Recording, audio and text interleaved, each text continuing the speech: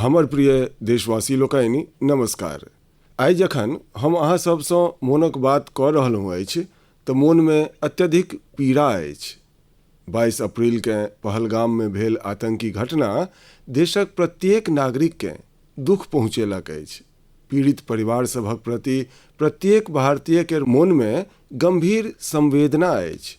भने ओ कोनो राज्यक होथि, ओ कोनो भाषा बजैत होथि, मुदा ओ हुनका लोकनिक दर्दक अनुभव कऽ रहल छथि जे एहि आक्रमणमे अपन परिवारजनकेँ हेरोलनि अछि। हमरा अनुभव अछि प्रत्येक भारतीय केर शोणित आतंकी आक्रमण सभक चित्र देखि खौलि रहल अछि। पहलगाममे भेल ई आक्रमण आतंकक संरक्षक सभक निराशाकेँ देखबैत अछि, ओकर कायरताकेँ देखबैत अछि।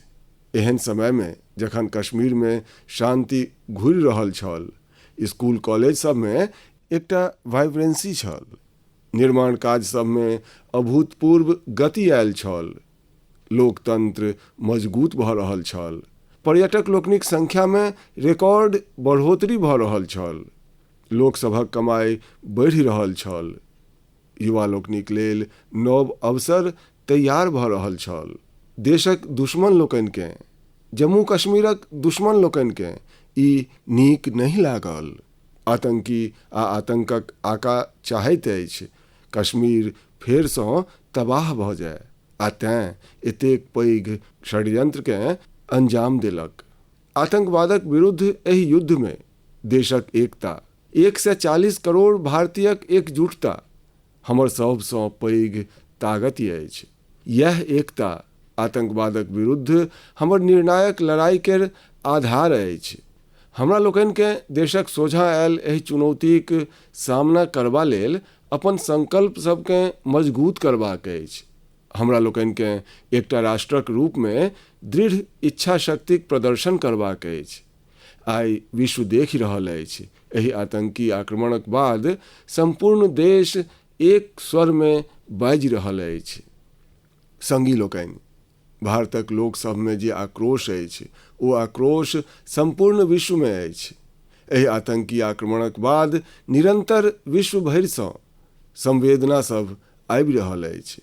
हमरा सेहो ग्लोबल लीडर्स फोन कयलनि अछि, पत्र लिखलनि अछि, संदेश पठौलनि अछि। एहि जघन्य ढंगसँ कयल गेल आतंकी आक्रमणक सभ कठोर निंदा कयलनि अछि। ओ मृतक सभक परिवारजनक प्रति संवेदना प्रकट कयलनि अछि।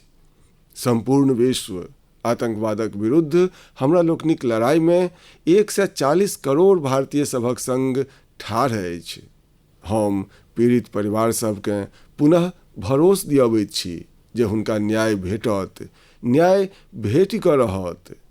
एहि आक्रमणक दोषी सभ आ षड्यंत्र रचनिहार सभकेँ कठोरतम जवाब देल जायत। मित्र लोकनि, 2 दिन पहिने हमरा लोकनि देशक महान वैज्ञानिक डॉक्टर के कस्तूरीरंगन जीकेँ हेरा देलहुँ अछि। जखन कहियो कस्तूरीरंगन जीसँ भेंट भेल, हमसभ भारतक युवा लोकनिक टैलेंट, आधुनिक शिक्षा, स्पेस साइंस सन विषय सब पर बहुत चर्च करैत छलहुँ। विज्ञान, शिक्षा आ भारतक अंतरिक्ष कार्यक्रमकेँ नव उचास देबामे हुनक योगदानकेँ सदैव मोन राखल जायत।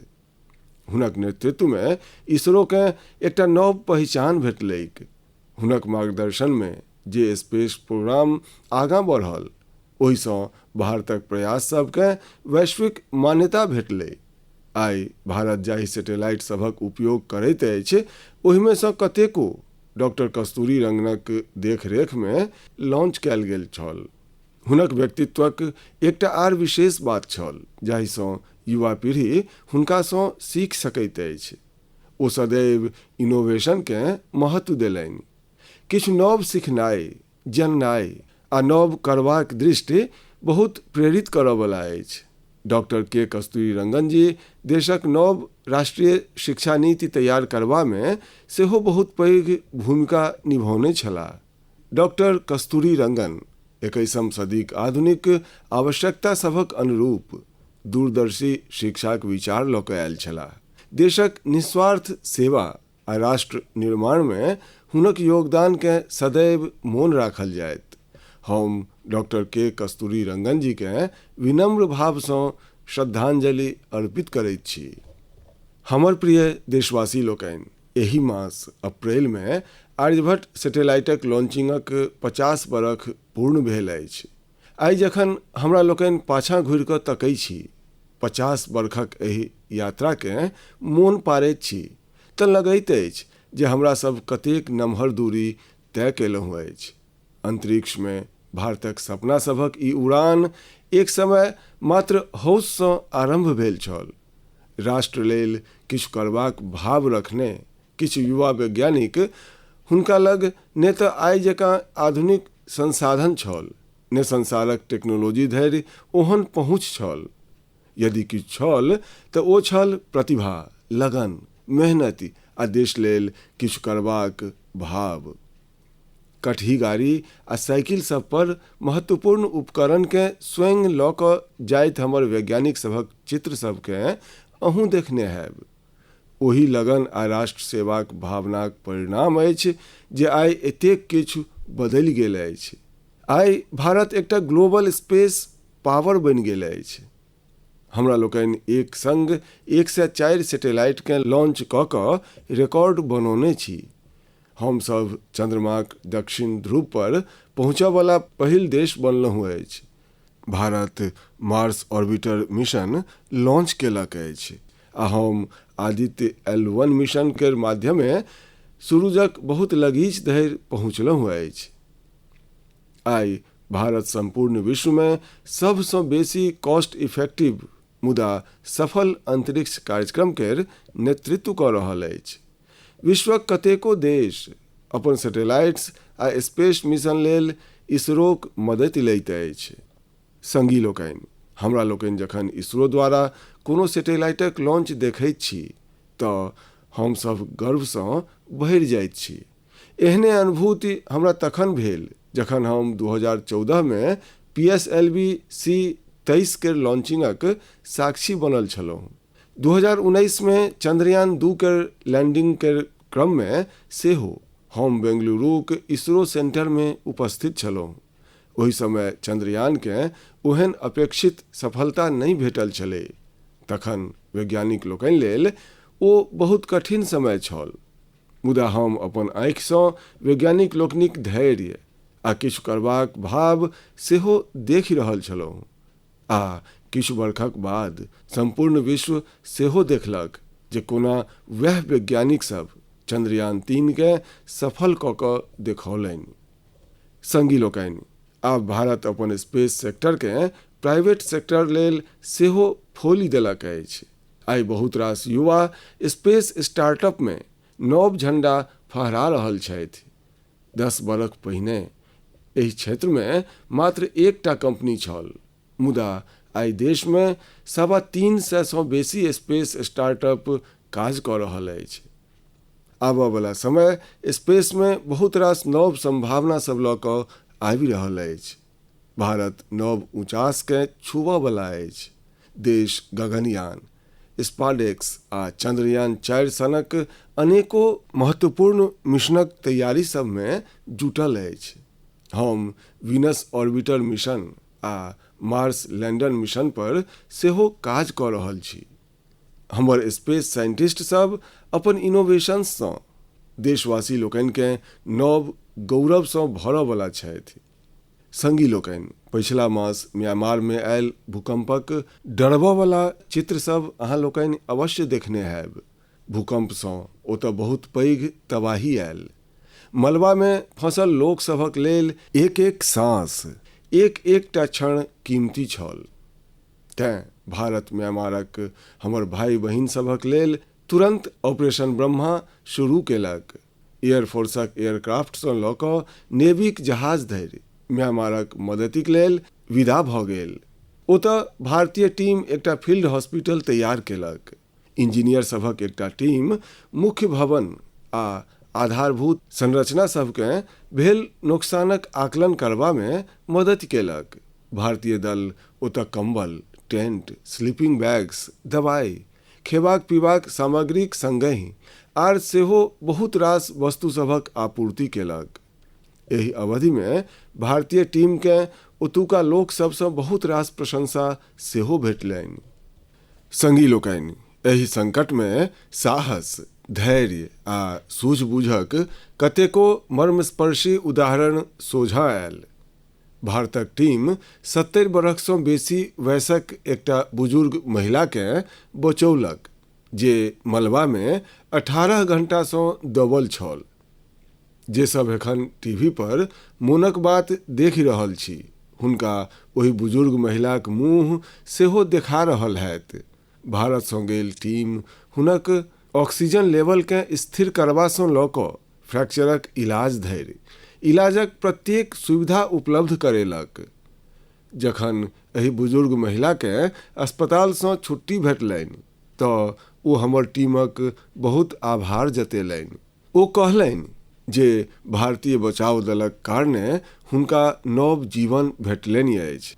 बहुत रास लोक सब हमर टीम के बतेलनि जे हुनका कारणे ओ अपन संगी आ संबंधी सबके ताकि सकलाह।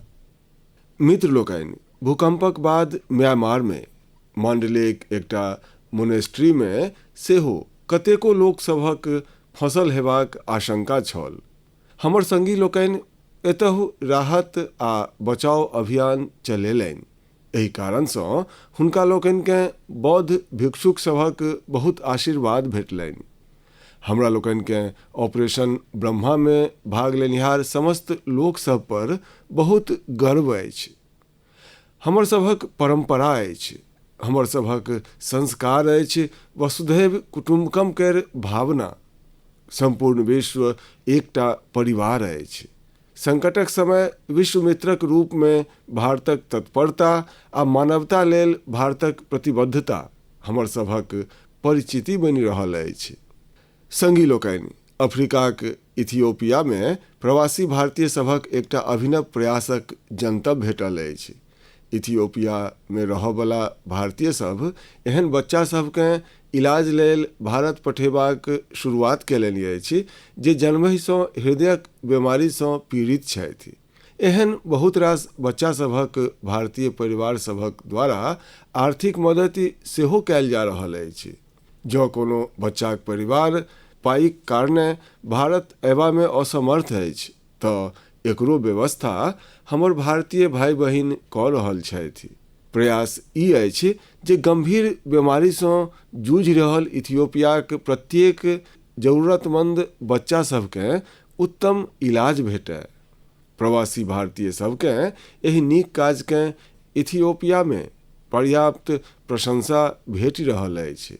अहाँ सब जनैत छी जे भारत में मेडिकल सुविधा सब निरंतर नीक भऽ रहल अछि।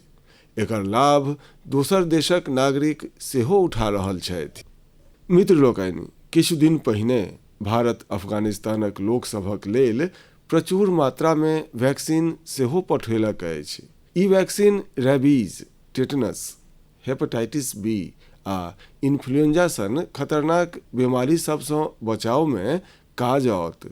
भारत एहि सप्ताह नेपालक आग्रह पर ओतऽ दवाई आ वैक्सीनक पैघ खेप पठौलक अछि। एहिसँ थैलेसेमिया आ सिकल सेल डिजीज केर मरीज सबकेँ उचित इलाज सुनिश्चित हैत। जखन मानवताक सेवा केर गप अबैत अछि तऽ भारत सदैव एहि में आगाँ रहैत अछि आ भविष्य में सेहो एहन प्रत्येक आवश्यकता में सदैव आगाँ रहत। संगी लोकनि, एखन हमरा लोकनि आपदा प्रबंधनक गप कऽ रहल छलहुँ आ कोनो प्राकृतिक आपदासँ निबटबा में बहुत महत्वपूर्ण होइत अछि अहाँक अलर्टनेस, अहाँक सचेत रहब। एहि अलर्टनेस में आब अहाँ सबकेँ अपन मोबाइल में एकटा स्पेशल ऐपसँ मदति भेट सकैत अछि। ई ऐप अहाँ सबकेँ कोनो प्राकृतिक आपदा में फंसबासँ बचा सकैत अछि आ एकर नाम सेहो छैक सचेत। सचेत ऐप भारतक राष्ट्रीय आपदा प्रबंधन प्राधिकार NDMA तैयार केलक अछि। बाढ़ि, साइक्लोन, भूस्खलन, सुनामी, जंगलक आगि, हिमस्खलन अन्हर बिहाड़ि वा फेर बिजली खसबा सन आपदा सब होय, सचेत ऐप अहाँ सबके सब प्रकारसँ सूचित आ सुरक्षित रखबाक प्रयास करैत अछि। एहि ऐपक माध्यमसँ अहाँ सब मौसम विभागसँ जुड़ल अपडेट्स प्राप्त कऽ सकैत छी। विशेष बात ई अछि जे सचेत ऐप क्षेत्रीय भाषा सबमे सेहो अनेक प्रकारक जनतब उपलब्ध करबैत अछि। एहि ऐपक अहाँ लोकनि सेहो लाभ उठाउ आ अपन अनुभव हमरासँ अवश्य साझी करी। हमर प्रिय देशवासी लोकनि, आइ हम संपूर्ण विश्वमे भारतक प्रतिभाक प्रशंसा होइत देखैत छी। भारतक युवा लोकनि भारतक प्रति विश्वक दृष्टि बदलि देलनि अछि आ कोनो देशक युवाक रुचि कोन दिस अछि, केम्हर अछि, ओहिसँ पता चलैत अछि जे देशक भविष्य केहन हैत। आइ भारतक युवा विज्ञान, तकनीकी आ इनोवेशन दिस बढ़ि रहल छथि। एहन क्षेत्र जकर परिचिति पहिने पिछड़ापन आ दोसर कारण सबसँ होइ छल, ओतहु युवा लोकनि एहन उदाहरण प्रस्तुत केलनि अछि जे हमरा लोकनिकेँ नव भरोस दैत अछि। छत्तीसगढ़क दांतेवाड़ाक विज्ञान केंद्र आइ काल्हि सभक ध्यान खींचि रहल अछि। किछु समय पहिने धरि दांतेवाड़ाक नाम मात्र हिंसा आ अशांति लेल जानल जाइत छल, मुदा आब ओतय एकटा साइंस सेंटर बच्चा सब आ हुनक माता पिता लेल उम्मेदक नव किरण बनि गेल अछि। एहि साइंस सेंटरमे जायब बच्चा सबकेँ खूब पसिन पड़ि रहल छनि। ओ सब आब नव नव मशीन सब बनेबासँ लऽ कऽ तकनीकीक उपयोग कऽ कऽ नव उत्पाद सब बनेनाइ सीखि रहल छथि। हुनका 3D प्रिंटर्स आ रोबोटिक कार सभक संगहि दोसर इनोवेटिव वस्तु सभ दऽ जनबाक अवसर भेटलनि अछि। एखन किछु समय पहिने हम गुजरात साइंस सिटीमे सेहो साइंस गैलरीज केर उद्घाटन केने छलहुँ। एहि गैलरी सबमे ई झलकी भेटैत अछि जे आधुनिक विज्ञानक पोटेंशियल की अछि। विज्ञान हमरा सब लेल कतेक किछु कऽ सकैत अछि। हमरा जनतब भेटल अछि जे एहि गैलरी सबकेँ लऽ कऽ ओतऽ बच्चा सबमे बहुत उत्साह अछि। विज्ञान आ इनोवेशन के प्रति ई बढ़ैत आकर्षण अवश्य भारतकेँ नव ऊँचास पर लऽ जायत। हमर प्रिय देशवासी लोकनि, हमर देशक सबसँ पैघ ताकति हमर 140 करोड़ नागरिक छथि। हुनक सामर्थ्य छनि, हुनक इच्छा शक्ति छनि। आ जखन करोड़ों लोक एक संग कोनो अभियानसँ जुड़ि जाइत छथि तऽ ओकर प्रभाव बहुत पैघ होइत अछि। एकर एकटा उदाहरण अछि एकटा गाछ मायक नाम। ई अभियान ओहि मायक नाम अछि जे हमरा जन्म देलनि, आ ई ओहि धरती माय लेल सेहो अछि जे हमरा अपन कोरामे धारण केने रहैत छथि। संगी लोकनि, 5 जूनकेँ विश्व पर्यावरण दिवस पर एहि अभियानक 1 बरख पूर्ण भऽ रहल अछि। एहि 1 बरखमे एहि अभियानक अंतर्गत देश भरिमे माय केर नाम पर 140 करोड़सँ बेसी गाछ लगाओल गेल अछि। भारतक एहि शुरुआतकेँ देखैत देशक बाहर सेहो लोकसभ अपन मायक नाम पर गाछ लगौलनि अछि। अहाँ लोकनि सेहो एहि अभियानक हिस्सा बनी, जाहिसँ 1 बरख पूर्ण हेबा पर अपन सहभागिता पर अहाँ सब गर्व कऽ सकी। संगी लोकनि, गाछ सबसँ शीतलता भेटैत अछि। गाछक छाहरिमे गर्मीसँ राहत भेटैत अछि। ई हमसभ जनैत छी। मुदा गत दिन हम एहिसँ जुड़ल एकटा आर एहन खबरि देखलहुँ जे हमर ध्यान आकर्षित केलक। गुजरातक अहमदाबाद शहरमे पछिला किछु बरखमे 70 लाखसँ बेसी गाछ लगाओल गेल अछि। ई गाछ सब अहमदाबादमे ग्रीन एरिया बड्ड बढ़ा देलक अछि। एकर संग संग साबरमती नदी पर रिवर फ्रंट बनलासँ आ कांकरिया झील सन किछु झील सभक पुनर्निर्माणसँ एतऽ वाटर बॉडीज केर संख्या सेहो बढ़ि गेल अछि। आब न्यूज रिपोर्ट्स कहैत अछि जे विगत किछु बरखमे अहमदाबाद ग्लोबल वार्मिंगसँ लड़ाई लड़यवला प्रमुख शहर सब में सँ एक भऽ गेल अछि। एहि परिवर्तन के वातावरण में आयल शीतलता के ओतुका लोक सब सेहो अनुभव कऽ रहल छथि। अहमदाबाद में लागल गाछ ओतऽ नव खुशहाली अनबाक कारण बनि रहल अछि। हमर अहाँ सबसँ पुनः आग्रह अछि जे धरतीक स्वास्थ्य ठीक रखबा लेल, जलवायु परिवर्तनक चुनौती सबसँ बचबा लेल आ अपन बच्चा सभक भविष्य सुरक्षित करबा लेल गाछ अवश्य लगाबी। एकटा गाछ मायक नाम। मित्र लोकनि, एकटा बड़ पुरान कहबी अछि, जतऽ चाह ओतऽ राह। जखन हमरा लोकनि किछु नव करबा लेल ठानि लैत छी तऽ लक्ष्य सेहो अवश्य भेटैत अछि। अहाँ सब पहाड़ में उगयवला सेब तऽ खूब खेने हैब, मुदा यदि हम पूछी जे की अहाँ सब कर्नाटकक सेबक स्वाद चिखने छी तऽ अहाँ सब आश्चर्यचकित भऽ जायब। प्रायः हमरा लोकनि बुझैत छी जे सेबक उपजा पहाड़े में होइत अछि, मुदा कर्नाटकक बागलकोट में रहयवला श्रीशैल तेली जी मैदानों में सेब उगा देलनि अछि। हुनक कुलाली गाम में 35 डिग्री सँ बेसी तापमान में सेहो सेबक गाछ फल देबऽ लागल अछि। वस्तुतः श्री शैल तेली के खेतीक शौक छलनि तऽ ओ सेबक खेती के सेहो अजमेबाक प्रयास केलनि आ हुनका एहि में सफलता सेहो भेटलनि। आइ हुनक लगायल सेबक गाछ सब पर पैघ मात्रा में सेब उगैत अछि, जकरा बेचला सँ हुनका नीक कमाई सेहो भऽ रहल छनि। संगी लोकनि, आब जखन सेबक चर्च भऽ रहल अछि तऽ अहाँ सब किन्नौरी सेबक नाम अवश्य सुनने हैब। सेबक लेल प्रसिद्ध किन्नौर में केसरक उत्पादन होबऽ लागल अछि।